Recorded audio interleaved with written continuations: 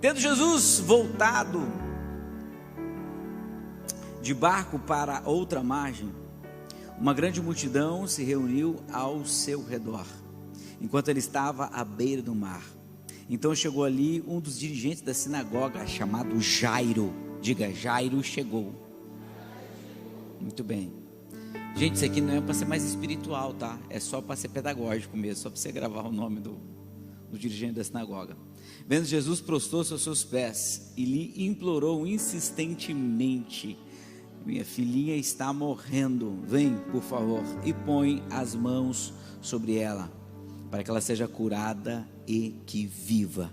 Jesus foi com ele. Feche teus olhos. Obrigado, Jesus, por essa noite de quarta-feira. O Espírito Santo está nesse lugar. Nós a sentimos no dia de hoje. O Senhor já ministrou em alguns corações aqui durante o louvor, durante a abertura, durante a palavra de oferta. E agora, Senhor, eu sei que tem corações com sede, com fome, para ouvir e para entender a Tua palavra. É a Tua palavra que nos liberta, nos cura, nos transforma, nos restaura. Que o Senhor possa encontrar um coração pronto, para que essa palavra entre como uma semente nesses corações, para que possamos compreender, e mais do que isso, que possamos amadurecer nesse processo, em nome de Jesus, amém. Jesus nunca disse que seria fácil, mas Ele disse que o fardo poderia ser leve. Então nós vamos entrar num momento, e esse tema encontros, eu acho que se a gente buscar um pouquinho na nossa memória, nós vamos encontrar muitos textos falando sobre encontros. Deus promove encontros com o homem, isso é desde o princípio. Não sei se você lembra lá em Gênesis, mas todas as tardes, todos os finais de tardes, Deus ia conversar com quem? Com Adão, né? Só que Satanás também promove encontro, né? O homem é tão despercebido. Alguém conhece um homem despercebido aí que não acha as coisas? Alguém, ou é só lá em casa? Levanta a mão, por favor. Homem que você fala assim, está em tal lugar, ele não acha. Então, eu vou dizer que Adão passou umas 20 vezes pela árvore onde estava a serpente, ele não achou ela. A mulher, como é mais cautelosa, já logo encontrou a serpente e começa um papo. Então, às vezes isso faz bem, viu? Nesse caso só, né? Mas lá em casa é assim, né? A pastora diz, está em tal lugar. Eu falo, eu vou lá, olho por tudo, gente, e não acho. Ela chega lá e é impressionante. Mas isso eu sei que acontece lá em casa, não sei se acontece na sua vida. Enfim, aí voltando para o nosso tema, né? E aí a serpente, né, é encontrada por Eva, né? Então há uma geração de encontros. Então, se a gente for buscar a questão encontros, a gente vai encontrar muitas coisas na Bíblia de pessoas que se encontraram, e principalmente Deus se encontrando com pessoas, Deus se revelando a pessoas, Deus falando com pessoas. Esse texto que o pastor Eduardo falou, a gente combinou antes no começo do culto, né? Onde Deus ia promover aquele encontro ali, né? E aparecer para o povo, ia falar com o povo. E o povo falou assim, cara, a gente não quer ver Deus, a gente quer que tenha um sacerdote instituído. E aí depois vem Jesus dizendo o seguinte, cara, ninguém vai ao Pai se não for através de mim. Ou seja, agora eu sou o próprio, né, eu também sou Deus, e agora tem uma linha direta sobre a nação sacerdotal que está escrita desde Gênesis até Apocalipse. Meu objetivo sempre foi uma nação sacerdotal. Essa foi a ideia de Deus. Uma nação sacerdotal sacrifica para um reino. Toda uma nação sacrificando para um reino. Isso é muito poderoso. Então, promover esse encontro, isso é muito bíblico. Deus promove encontro conosco, e as pessoas procuram Deus. Então é importante a gente entender isso. Existem momentos que Deus vai nos achar, mas existem muitos momentos que nós vamos em busca de Deus, como é o texto aqui de Jairo. Só para a gente contextualizar aqui, em uma espécie de escopo daquilo que é o texto, para quem não conhece, Jairo era um dos líderes da sinagoga, e os líderes da sinagoga estavam com uma raiva mortal já de Jesus. Eles não se conheciam a partir desse texto aqui. Jesus vem de Gadara, onde expulsa um demônio lá do gadareno, que vocês já devem ter visto a história também. E aí, quando ele expulsa esse demônio ali e manda para os porcos, as pessoas vêm até Jesus e dizem, olha Jesus, nós estamos te convidando gentilmente a você sair daqui e ir voltar para da onde você veio. E eu vou dizer uma coisa para você: se existe um lugar onde Jesus não faz nenhuma questão de estar, é onde as coisas são mais valorizadas do que pessoas. Eles estavam preocupados com os porcos, enquanto deveriam estar preocupados com a libertação do gadareno. Então, se tem um ambiente que Jesus provavelmente não estará, é onde as coisas são mais valorizadas do que pessoas. E olha que interessante também, e às vezes a materialidade do milagre pode estar nesse ambiente, mas nem sempre Jesus estará nesse lugar. Porque daí o gadareno ficou lá testemunhando para todo mundo, falando: olha, foi Jesus que me salvou, agora eu sou liberto. As pessoas viam a materialidade do milagre. Então nem sempre onde tem milagre tem um ambiente para Jesus ficar. Isso é muito profundo. E aí, contextualizando, Jesus então sai ali de Gadara, entra no barco e atravessa. Quando ele atravessa, ele chega lá em Cafarnaum.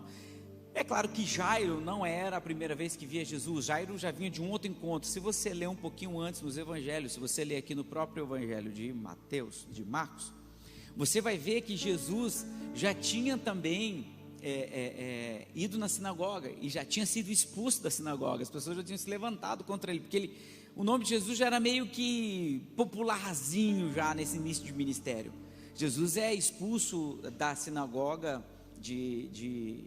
da Galileia, ali de Nazaré, onde ele se levanta, lê Isaías 53, e as pessoas querem precipitá-lo, e essa palavra precipitar é mesmo da palavra de se jogar ele do precipício, e ele sai dali, então se muda para Cafarnaum, a casa de Pedro. Quando você for para Israel, a casa de Pedro fica mais ou menos 100 metros, isso você só descobre quando você vai lá, fica 100 metros da sinagoga, a casa de Pedro.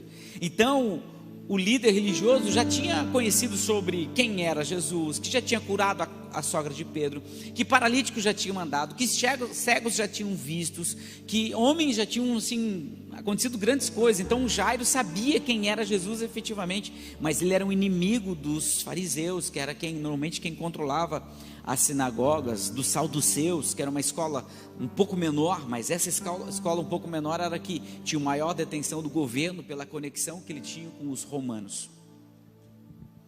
E aí, então, quando Jesus chega ali do outro lado, Jairo está ali do outro lado esperando Jesus, se prostra em Jesus, e aí vai falar com Jesus e fala: pelo amor de Deus Jesus, né? Vá comigo até a minha casa, porque a minha filhinha está morrendo. Mas a gente vai entender esse contexto todo aqui agora, nessa ministração, né? E aí você vai entender quanto é difícil, às vezes, nós abrimos mão daquilo que a gente sabe, para começar a viver o novo na nossa vida. Amém? Vamos lá então. Deixa eu te falar uma coisa primeiro, né? E talvez para que você entenda, tá? Nem tudo que aconteceu na sua vida talvez foi um propósito de Deus, mas você é a pessoa que pode transformar esse acontecimento na sua vida num trampolim daquilo que Deus vai promover na sua vida. Às vezes alguns traumas que aconteceram na nossa vida servem simplesmente para nos catapultar para onde Deus quer nos lançar. Superação é uma palavra que tem provavelmente origem na vida cristã. Nós vamos nos superar mediante as coisas que aconteceram. Cada pedra que as pessoas jogam em nós, elas não devem nos fazer com que nós construímos muros na nossa volta, mas todas as pedras lançadas sobre as nossas vidas, nós deveremos construir um lindo castelo e convidar essas pessoas para entrar depois que esse castelo está pronto. Então a nossa vida, ela vai passar por processos e às vezes são processos difíceis e duros, mas depurantes e verdadeiros, né? Que vão realmente transformar as nossas vidas, principalmente se nós estamos com Jesus. Então aumente a sua expectativa aí. Eu quero muito que Deus ministre seu coração, né?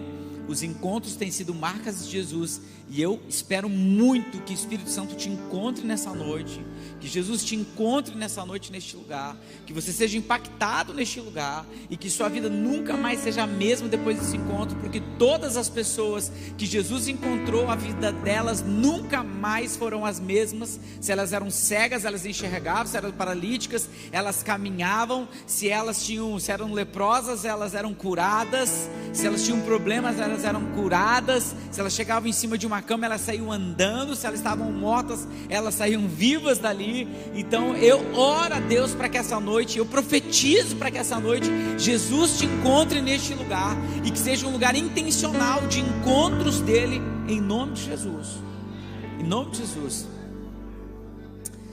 Eu vou dizer uma coisa para você, e talvez eu vou te aliviar agora, eu vou te ajudar. Você que está com o coração aperreado, como diz, né? Quem mora mais para cima um pouquinho, a frustração, os estreitos da nossa vida, sempre vão nos levar para o próximo de Deus.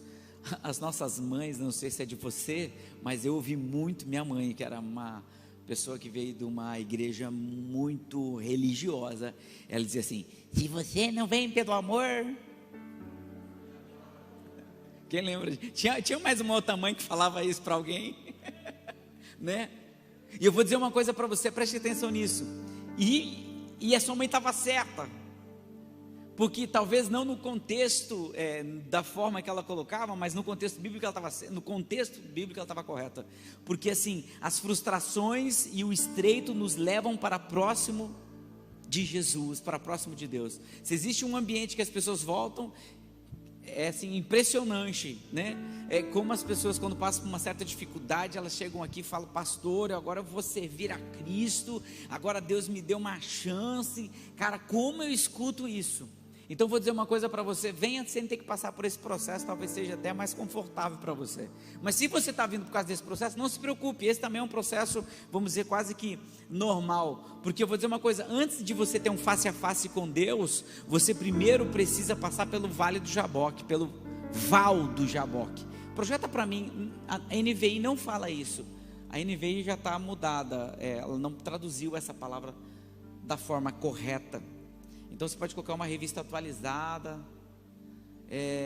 Projeta aí Gênesis 32, 22.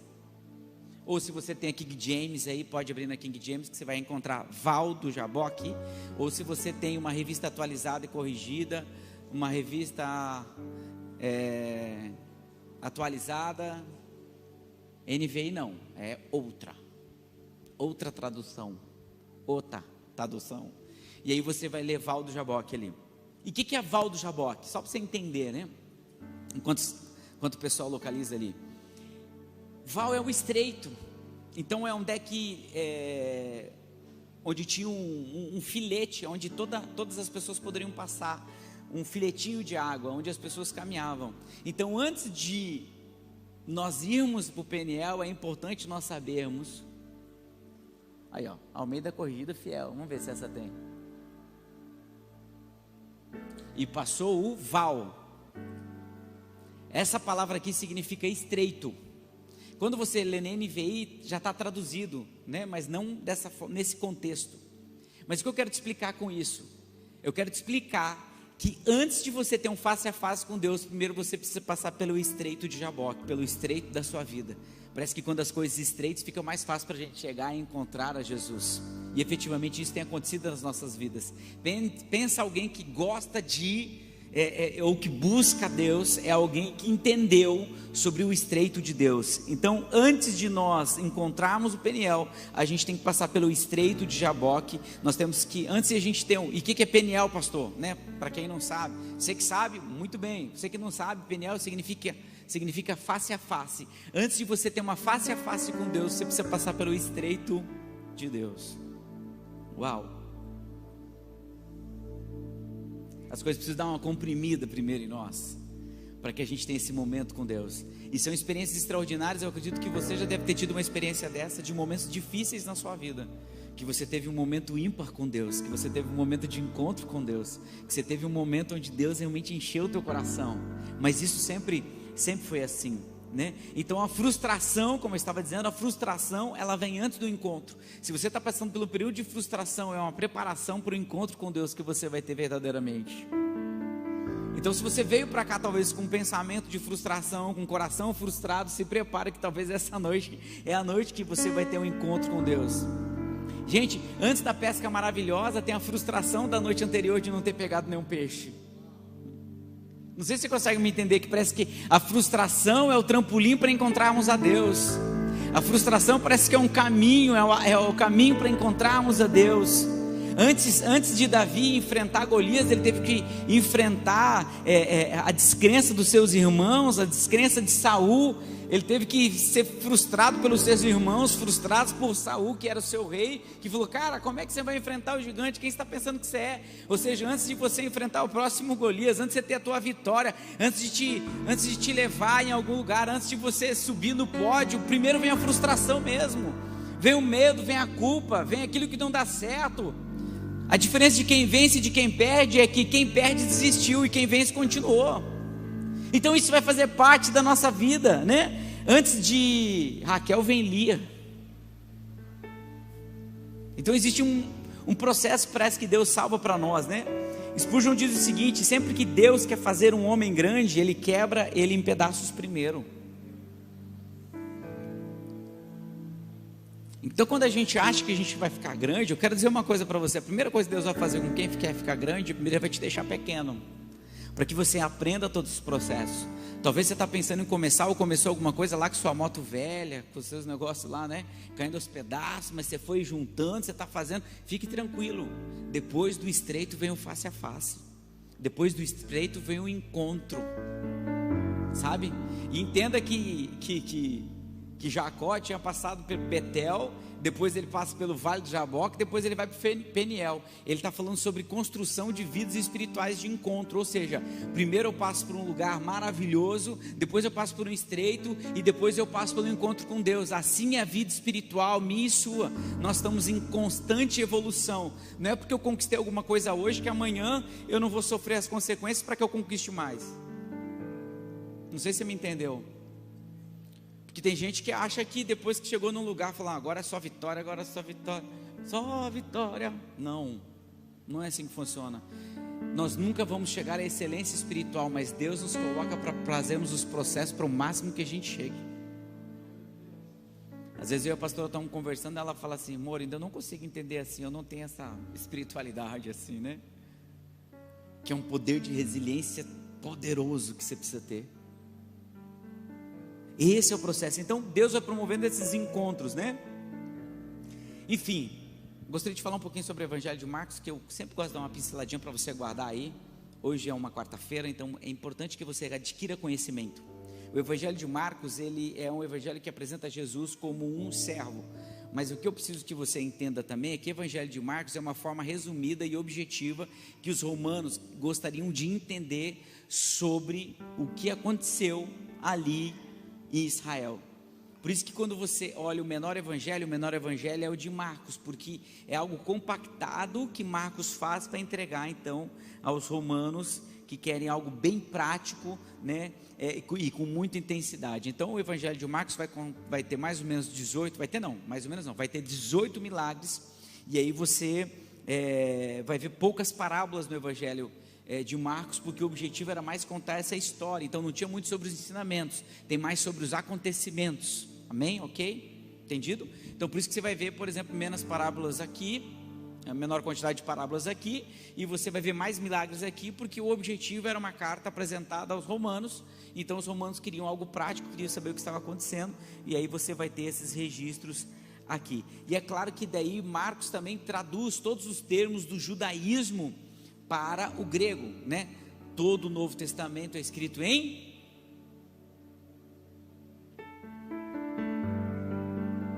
o Novo Testamento é escrito originalmente em qual língua? Você já fizeram essa aula? Em grego. O Novo Testamento é escrito tudo em grego, né? E aí Marcos traz essa tradução, né, para o grego. E aí ele vem trazendo alguns termos que só tinha no judaísmo, ele vem trazendo isso para o grego, para que então os romanos possam compreender. Por isso que a gente tem língua, naquela época era língua grego-romana. Quem já viu esse termo? Era disso aqui que veio. E aí você tem então essa tradução. Então Marcos pega tudo isso, traduz para que os romanos possam compreender aquilo que estava escrito. É o primeiro evangelho a ser escrito, porque os romanos queriam saber o que tinha acontecido, quem que era esse tal de Messias, quem que era esse tal de Jesus, quem que era esse tal de Cristo. E aí Marcos faz esse papel para evangelizar então os romanos, e apresenta Jesus então como servo. Então, enfim, Vamos lá então para o texto. Depois que Jesus é expulso ali de Gadara, volta, chega e encontra lá aquele homem desesperado, preocupadíssimo. E quem era esse homem? Esse homem é simplesmente um dos líderes da sinagoga, inimigos mortais de Jesus, inclusive é quem dá início à crucificação, todo aquele processo. Importante lembrar que não foram os romanos que crucificaram Jesus, e que também não foi a igreja, nem os fariseus que crucificaram Jesus. Quem crucificou Jesus foi ele mesmo. Ele diz: eu me entrego. Então não culpe ninguém por isso, que durante muito tempo foi culpado, algumas pessoas por isso. Um dia já disseram até que foi a igreja católica que crucificou Jesus. Eu falei: haja criatividade para ter um negócio desse aí. A pessoa tem que comer muita feijoada e dormir para ter um sonho como esse daí, viu? Tem gente que tem umas ideias assim, cara, tinha que trabalhar para o Steven Spielberg, né? Não sei onde é que eles tiram os negócios aí. Mas então é Jesus que se entrega. Então quando você pensa em líder de sinagoga e você pensa em Jesus, não por lado de Jesus, mas por lado desse líder de sinagoga, era alguém altamente que tinha uma raiva de Jesus, que queriam pegar Jesus. E aí você tem aquele homem que está justamente desse lado, né? E aí começa a se dobrar a isso, né? E eu vou dizer uma coisa para você, alguém vem do berço muito católico aqui? Levanta a mão assim. Só vou perguntar, muito católico? Então, se você vem do berço muito católico, talvez você tenha algumas dificuldades para entender algumas coisas pelo sistema que a gente vem sendo doutrinado. Os nossos pais, quem teve pais católicos, foram muito assim, ou de uma religião muito dura, muito, sabe, até hoje a gente duvida um pouquinho sobre algumas coisas, mas eu sempre aprendi diferente, e foi mais ou menos isso que Jairo teve que fazer. Então a nossa criação, a nossa convicção não pode ser maior do que a nossa fé. Aquilo que a gente está vendo não pode ser maior do que a nossa fé. Os nossos problemas não podem ser maior do que as nossas fés, que a nossa fé, sabe? Talvez as nossas maiores limitações são justamente nesse caso. É porque a gente tem dificuldade de abrir a nossa mente para aquilo que Deus vai fazer. Então, a ideia de Deus, escute isso, a ideia de Deus nunca foi formatar. Não sei se vocês já foram numa igreja que o pastor fala de um jeito, e aí o vice-pastor fala igualzinho o pastor, aí o terceiro pastor fala igualzinho. Eu não estou falando sobre ideias e pensamentos, eu estou falando sobre formatar alguém do mesmo modelo. Todo mundo tem que vestir o mesmo padrão de roupa, todo mundo tem que vestir o mesmo não sei o que lá, o mesmo não sei o que lá. Cara, a ideia de Deus nunca foi formatar nada, porque quando a gente começa a formatar as pedras que somos nós, a gente está construindo uma torre de Babel, porque nós somos pedras vivas, e pedras vivas são diferentes uma das outras.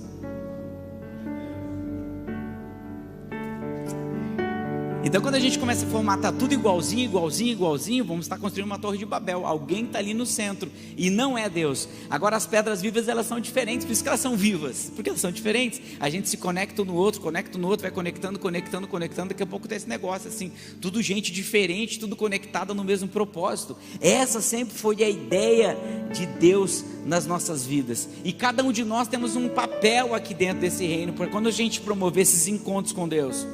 Porque a gilete, apesar de ser afiada, não corta a árvore, e o machado, apesar de ser afiada, não corta a barba. Cada um serve para uma coisa, e é isso que a gente tem que tentar entender. Quando a gente começa a entender quem nós somos, a gente começa a tirar um pouco de culpa de nós, porque a gente acha que tem que fazer tal coisa, nós somos obrigados a fazer tal coisa, somos obrigados a ser parecido com fulano, com beltrano, com ciclano. Não, cara, você tem um ministério específico que Deus tem para a sua vida, e quando você entender isso, você vai parar de olhar para o ministério do outro e vai criticar, porque você vai ter que olhar para o seu ministério e ver o que você está fazendo, porque você foi chamado para fazer aquilo.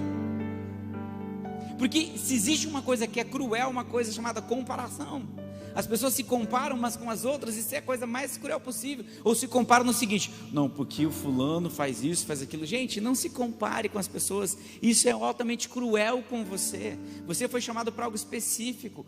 Talvez ninguém vai cortar a barba como você corta, talvez ninguém vai cortar a árvore como você corta. São coisas que nós somos chamados. Então para de querer apontar todo mundo para o mesmo lugar. Parece que todo mundo quer ser igual a alguém. Não, cara, Deus te deu a função que você é.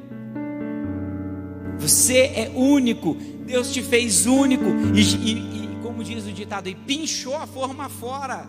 Você é único para aquilo que você foi chamado para fazer. Então ninguém vai fazer coisas como você faz. Amém? Então para de se comparar.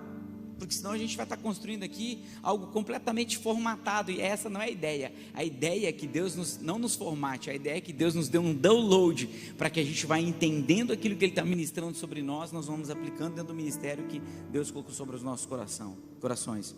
Então, quando nós encontramos com Deus, a primeira coisa que acontece, como primeira verdade aqui, a primeira coisa que acontece é nós temos que rever os nossos conceitos em relação àquilo que a gente sabe ou não sabe. Esse ano foi um ano de muito aprendizado para nós, para todos nós, eu não tenho dúvida disso, mas para mim em especial foi algo muito particular. Não que eu não sabia, eu falava, mas isso não estava dentro do meu coração. Nem tudo aquilo que a gente fala está efetivamente nos nossos corações. Eu tenho tentado fazer isso e continuo tentando todos os dias. Mas se tem uma coisa que eu aprendi efetivamente esse ano, é que realmente, apesar de eu ter falado isso diversas vezes, que realmente tudo está na mão de Deus, e que absolutamente nada sai do controle dele, e até quando der errado está dando certo, porque o errado é o certo para Deus. Às vezes o errado para nós é o certo para Deus. Então às vezes Deus provoca algumas coisas em nós, para que a gente possa chegar em alguns lugares. Por que eu estou dizendo isso? Porque quando você se encontrar com Jesus, é muito provável que você vai ter que rever alguns conceitos da sua vida. É muito provável que você vai ter que mudar algo que você tem certeza absoluta para algo que talvez não seja bem assim. É muito provável que você vai ter que se dobrar mediante a um Deus que é muito diferente daquilo que você materializou. É muito provável que você tenha uma concepção de Deus que não seja a concepção de Deus bíblica. É muito provável que o teu conceito de Jesus talvez seja diferente, porque às vezes as pessoas perguntavam para mim: mas pastor, o que Jesus faria? Eu falei: depende, porque tem gente que acha que já está na mente de Jesus, e esse é o processo mais longo e mais difícil que tem. E aí quando eu entendo quem é Ele, eu preciso lançar fora algumas convicções que eu tenho, alguns medos que eu tenho, algumas certezas que eu tenho, e até algumas coisas que eu achei que não era possível, porque quando eu me encontro com Ele, algo é chocado dentro de mim. E eu vou dizer algo para você: às vezes uma noite mal dormida tem o poder de nos influenciar completamente. Jairo passa essa noite mal dormida. Jairo é o cara da sinagoga, o chefão, que não pode se expor, porque se ele fosse visto encontrando com Jesus, ele automaticamente talvez seria expulso da religião.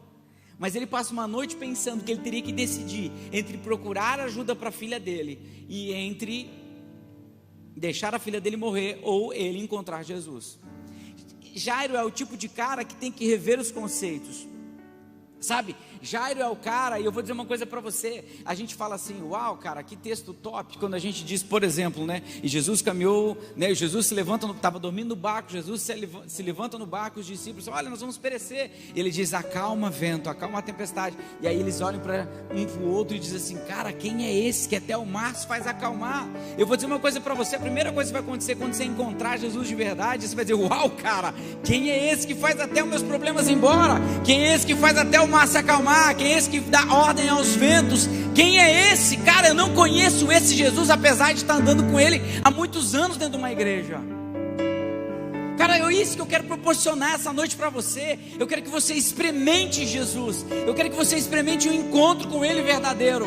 Porque por mais que a ciência ela é muito palpável, mas não tem como você falar sobre Jesus se você não experimentar Jesus, se você não buscar Jesus, se você não falar: Jesus, eu quero sentir o teu abraço, eu quero sentir o teu toque. Porque senão, cara, você só vai ser mais um religioso formatado. E não é essa a ideia. A ideia é que haja um download de Deus sobre as nossas vidas, é que você experimente coisas que você nunca experimentou.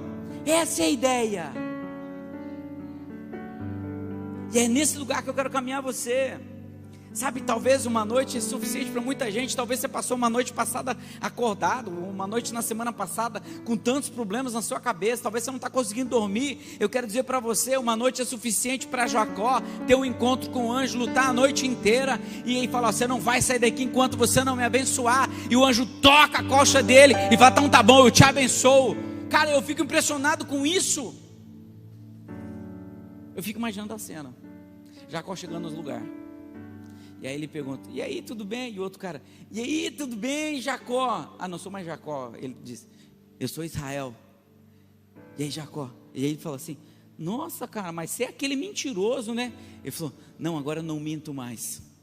Você é o enganador, fala a verdade. Você é o cara que enganou teu pai, teus irmãos, né? Não, agora eu não engano mais ninguém. E aí o cara, cara, te conheço. Não, você é aquele cara que passa conversinha. Não, agora eu não passo mais conversinha. E aí ele vira e sai mancando. E aí o cara que está aqui fala, cara, mas você também não anda igual. Fala, não, eu também não ando mais igual.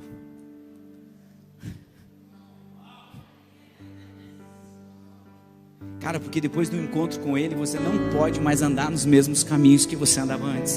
Você não pode mais andar no mesmo lugar que você andava antes. Algo vai te marcar. Algo vai te marcar.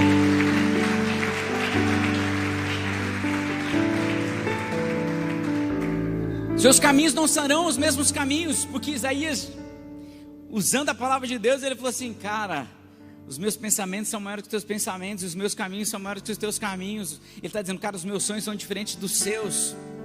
Aquilo que eu vejo é completamente diferente daquilo que você está vendo. Então depois do encontro, algo efetivamente acontece. E aí, há esse encontro de Jairo, que já conhecia Jesus da sinagoga, conforme o capítulo 1 lá de Cafarnaum, na sinagoga, né? Enfim. E aí esse encontro, né? E o que nós precisamos entender? A primeira coisa, eu vou dizer uma coisa para você. A primeira coisa, pastor, como é que eu faço para encontrar Jesus? Pega essa dica aí, ó. A primeira coisa que você precisa fazer para encontrar Jesus é reconhecer o ministério dele. É reconhecer quem ele é. Sabe qual é o problema das pessoas? O problema das pessoas é o seguinte: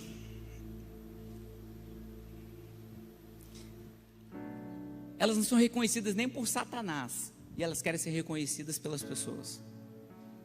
Eu vou dizer uma coisa para você: a primeira coisa que vai acontecer quando você ter um encontro com Deus de verdade, ou com o Espírito Santo, é Satanás saber quem é você. O diabo vai saber quem é você.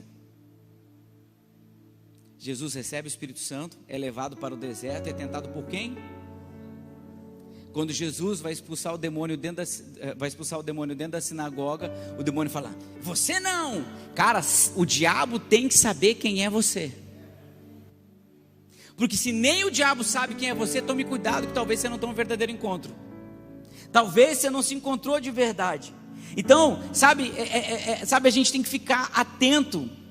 Porque às vezes, pastor, não sei, o pastor, não sei o que aconteceu, o pastor não me viu aqui na igreja, eu sou um pregador, eu sou um cantor, eu sou não sei o que lá. Eu vou dizer uma coisa para você, rapaz, se nem o diabo te viu aqui, talvez eu não te veja também. Primeiro quem tem que saber que você está aqui dentro, cara, é Satanás. Então eu falei, cara, lascou, lá vem aquele crente, estamos lascados. Esse é o primeiro que tem que ver. Porque assim, senão, cara, daqui a pouco vai acontecer como Atos 19:15. O Jesus eu conheço, ele diz. Paulo também eu conheço. Agora vocês não. E pá, dá uma camaçada de pau neles. Sabe por quê? Cara, você precisa reconhecer o ministério de Jesus. E você precisa, e quando você tocar e ter esse encontro com Ele, Satanás também vai saber quem é você. Sabe por quê? Porque a partir daquele momento as portas do inferno não prevalecem mais contra a igreja que entendeu e teve um verdadeiro encontro com Jesus. Sabe por quê? Porque daí você não vai pedir, dá licença, Satanás, eu posso entrar aí onde você está. Não, cara, é assim, ó. Pá! Aí, Satanás, cheguei!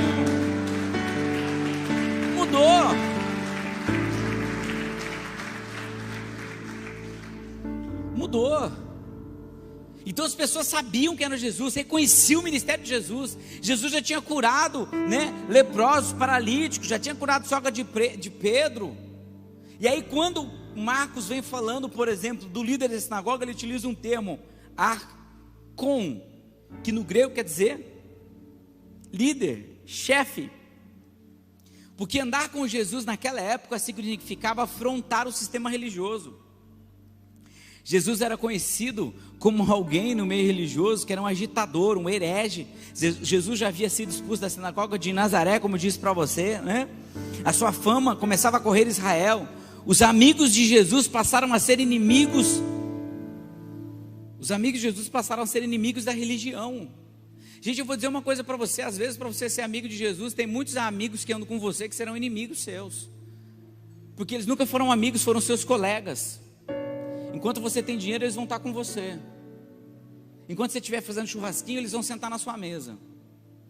O dia que você estiver apertado, eles desaparecem, porque eles sempre foram colegas. E pensa um negócio que é filtro, é quando a gente começa a andar com Jesus, já parece que acelera o processo. Aqueles que querem se aproveitar de nós somem, porque parece que Deus começa a nos proteger.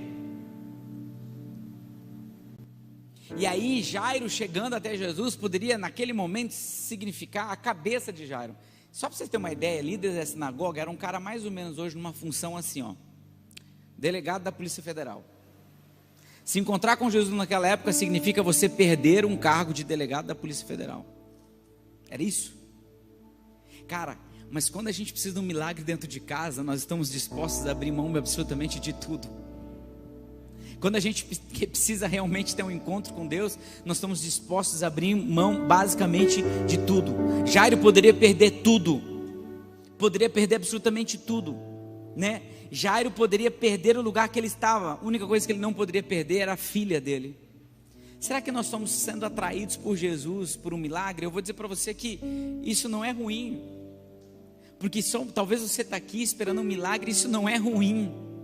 Entenda que não é ruim. O problema é quando a gente para no milagre. Eu não tenho dúvida que Deus pode fazer um milagre hoje na sua vida, seja qual for a área que você tiver, qual for o problema que você tiver. Eu não vejo problema nenhum em Ele fazer isso, problema nenhum em Ele fazer um milagre, porque o milagre é o meio, não é o fim. O problema é quando a gente para no milagre. Mas a ideia de Deus sempre foi fazer coisas sobrenaturais sobre as nossas vidas.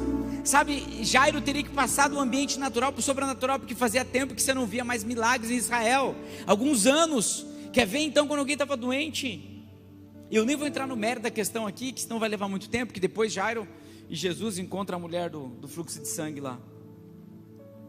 E sabe qual que é o nosso pior, e aí eu vou resumir um pouquinho, nosso pior inimigo para encontrar Jesus? São as nossas emoções. Sabia que as nossas emoções têm o poder de diminuir Jesus? Escute essa palavra aqui, ó. O maior inimigo do milagre não é a fé, são as nossas emoções. C.S. Lewis diz essa frase. Cara, como eu vejo pessoas hoje infelizes, mesmo estando aqui na igreja. Nossa, pastor, é sério? Sério. Como eu vejo pessoas infelizes, que transformaram aquilo que deveria ser fonte de alegria em pontes para a desgraça. Quer ver? As pessoas dizem assim para Deus: Deus, se eu tiver uma casa, se eu tiver uma casa, Deus, aí eu vou estar feliz. Aí Deus vai lá e dá a casa. Aí o cara entra na casa. Se eu tivesse os móveis, aí eu seria feliz. Cara, a gente não está celebrando mais aquilo que Deus está nos fazendo. A gente não está celebrando mais. Eu me lembro, e esses dias eu vi uma frase, é bem isso mesmo. Eu me lembro de coisas que eu tenho hoje, que eu orei durante muitos anos para ter. E a gente tem que celebrar aquilo que... Pense um pouquinho, 3 anos atrás, Deus te colocou em alguns lugares hoje, que você deveria estar celebrando, que você deveria estar festejando. Mas aquilo que virou alegria, agora virou frustração. A pessoa nunca está feliz onde ela está. Alguém passou um concurso, e agora Deus deu 2 períodos e ainda não está feliz. E aí, cara, você agora foi, e ainda não está feliz. Um carro, não, tudo bem. Aí ando com o carro, não, mas eu precisava de um carro mais novo. Eu precisava de um SUV, eu precisava de uma caminhonete. Eu vou dizer uma coisa para você. Você tem que primeiro aproveitar aquilo que Deus colocou sobre a sua mão. Só pode experimentar o novo de Deus se valorizarmos onde já chegamos e estivermos dispostos a viver o novo. Cara, olha, os teus filhos estão aí com saúde. Olha a tua casa, olha aquilo que Deus já te deu, olha onde você chegou até agora.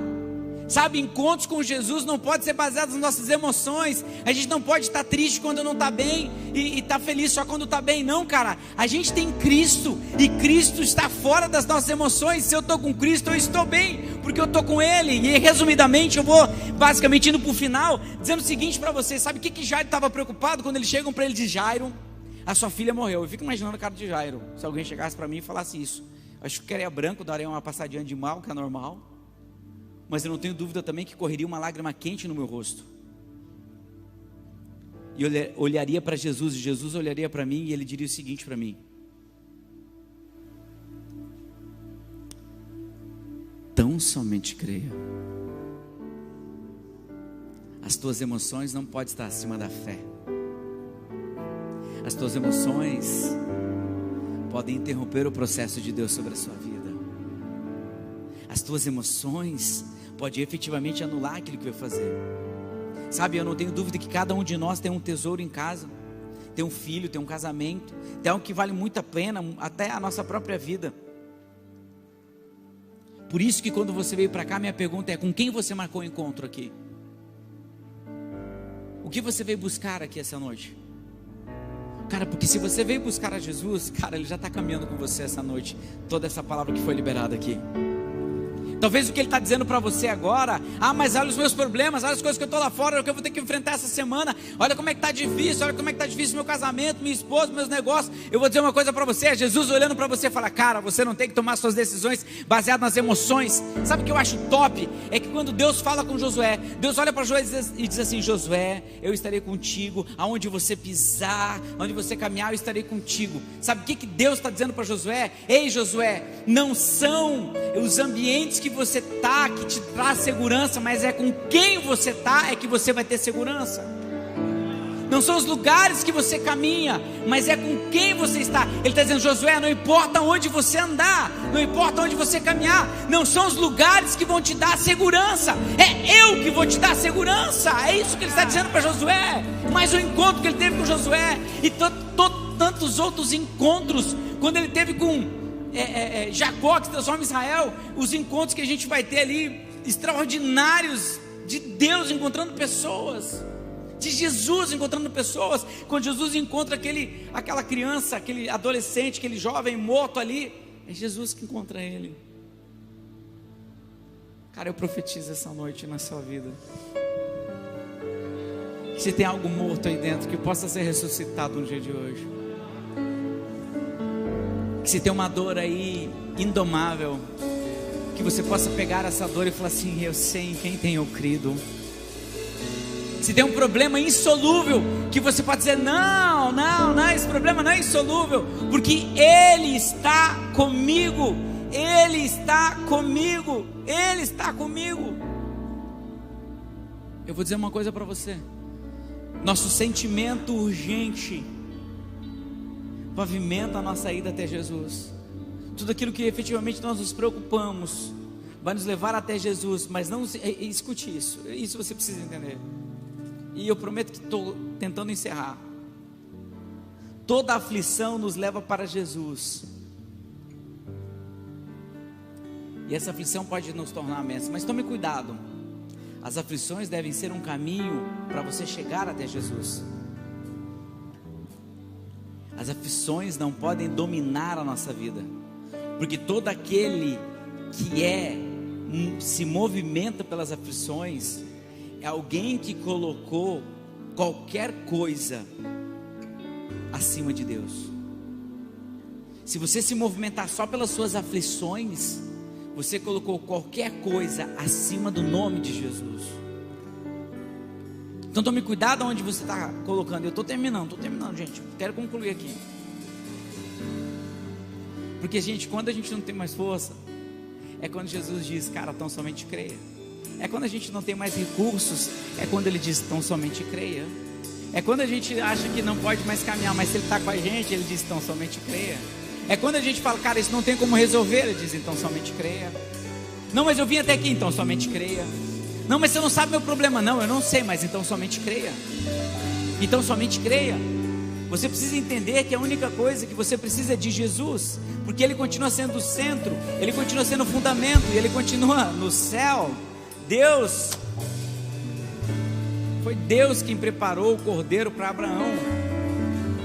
Quando Abraão chega lá para sacrificar Isaac, é como se ele te falasse: cara, então somente creia. Quando chega lá em cima está o cordeiro. É um encontro com Ele que faz toda a diferença. Sabe, foi Deus que abriu o mar. Sabe, a nossa mente tem que ficar na frase: então somente creia. Sabe, quando você acordar pela manhã, e talvez você tenha umas coisas para resolver amanhã, talvez você tenha umas coisas até para resolver hoje, cara, saia daqui com essa frase na sua mente: então somente creia.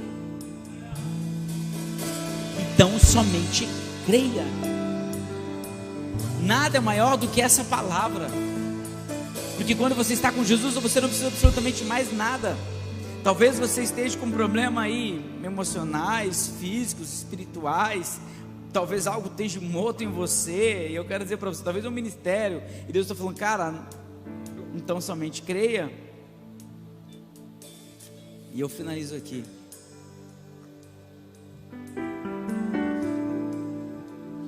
Quero que você fique de pé um pouquinho.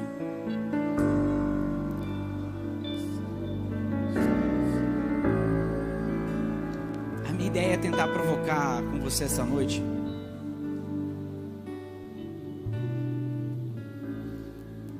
Eu acredito que Deus pode mudar tudo na sua vida, amém? Deus pode mudar tudo. Deus pode liberar cura sobre a sua vida essa noite. Sobre você que está assistindo. Deus pode curar você aí. Sabe, eu acredito muito que Ele pode mudar a sua vida financeira. Eu não creio no evangelho da prosperidade, mas eu creio na prosperidade que tem no evangelho. Não importa o tamanho do problema. Não importa. Não importa o tamanho do problema. Então somente creia.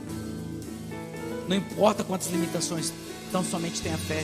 Segunda carta que Paulo escreve aos Coríntios, capítulo de número 7, no capítulo de número 5, no versículo de número 7, vivemos por fé e não pelo aquilo que vemos. Não deixe que as suas emoções te roubem daquilo que Deus quer fazer na sua vida. Não deixe que o que você está vendo impeça o milagre de Deus sobre a sua vida. Pastor, mas o cenário que eu estou vendo é o pior possível. Não, cara. Então somente creia. Nem sempre quando a gente está perto, e às vezes você está que nem, mas pastor, eu estou vindo na igreja há tanto tempo. Eu vou dizer uma coisa para você. Cara, Jairo estava do lado de Jesus e teve que ouvir essa palavra. Então talvez você está vindo na igreja faz um tempo já, falando, pastor, eu me sinto perto de Jesus. Então tá bom, cara, ótimo. Estar perto não significa crer. Por isso que eu preciso repetir isso para você. Então somente creia. Ou você vai ter um encontro de verdade com Ele essa noite, ou vai ter um encontro na sua casa, ou amanhã pela manhã. E eu quero muito que você tenha esse tempo com Deus. Se você não conseguir hoje, seja amanhã, pela manhã. Sabe, que você se feche no quarto, que você passe tempo com Ele. E diga, Deus, na oração mais sincera do mundo,